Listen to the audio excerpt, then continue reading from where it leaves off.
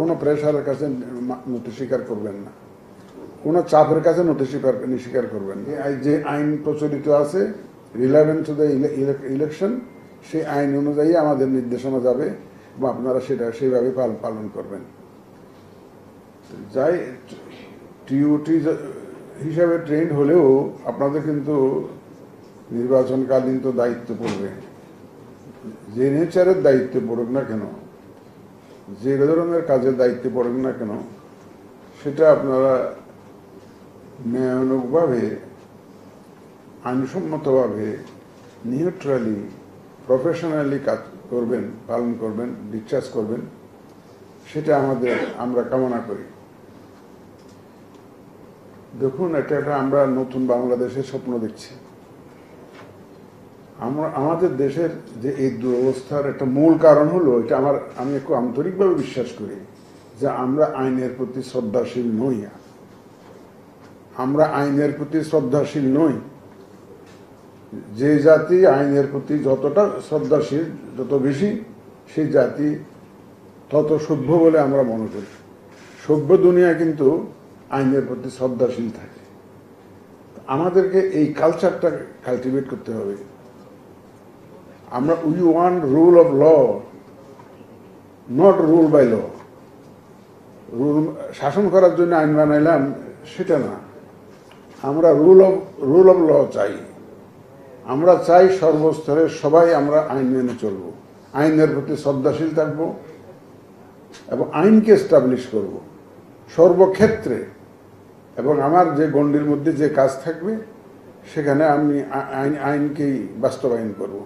কারণ আমরা চাইব আপনারা আইনের প্রতি শ্রদ্ধাশীল থেকে আপনাদের দায়িত্ব পালন করবেন।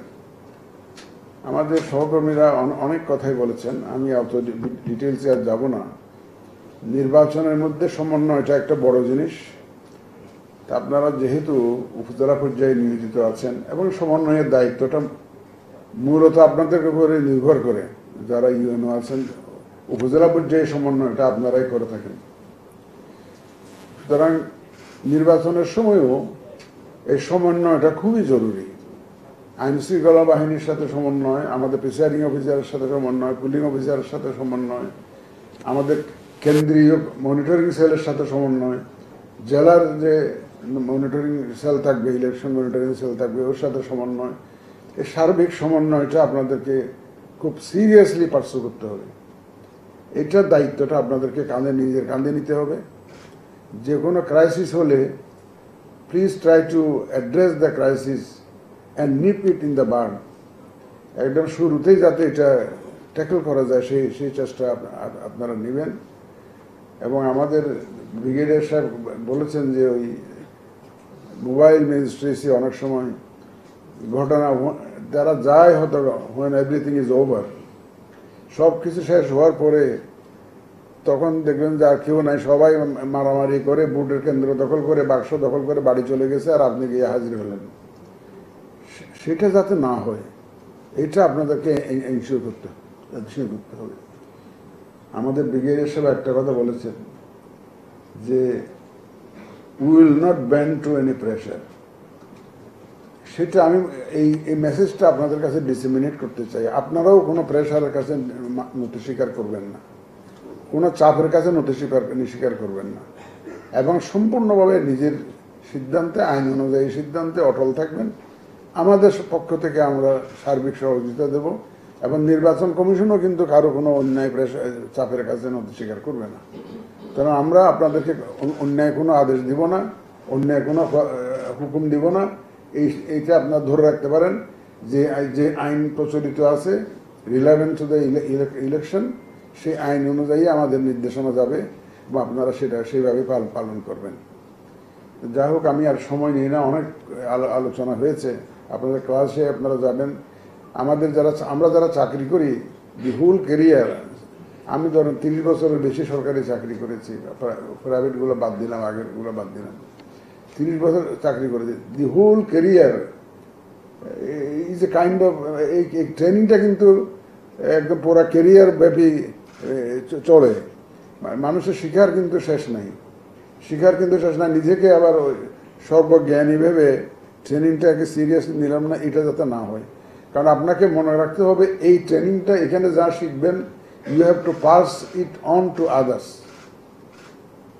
এটা আপনাকে আরেকজনকে you have to pass it on to others. So please take it as seriously as possible এবং as required সিরিয়াসলি নেবেন। এবং আমরা আমাদের ওই আরপিও সংশোধন হলে আমরা তো আমাদের ম্যানুয়াল ট্যানুয়াল ছাপাবো, তখন ম্যানুয়াল পেলে হয়তো কিছু আপনাদেরকে এডিশন করতে হবে।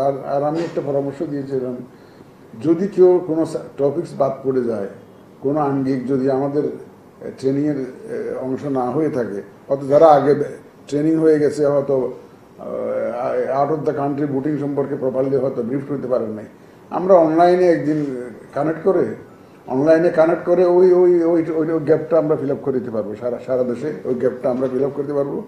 So no worries about that. যেটুকু নতুন থাকবে, যেটুকু গ্যাপ থাকবে, সেটা আমরা ফিল আপ করার চেষ্টা করবো। সুতরাং আপনারা, আমার মনে হয় এখান থেকে আপনারা যা নিয়ে যাবেন সেটা ভালোভাবে নিয়ে যাবেন, আত্মস্থ করে যাবেন এবং অন্যের কাছে ডিসেমিনেট করার জন্য মানসিকভাবে প্রস্তুত হয়ে থাকবেন। এবং যাতে করে আপনাদের মাধ্যমে আপনাদের সাবঅর্ডিনেটরা ট্রেন্ড হয়ে যাতে একটা সুন্দর নির্বাচন এবং গ্রহণযোগ্য নির্বাচন উপহার দিতে পারে, সেই চেষ্টা আপনারা করবেন।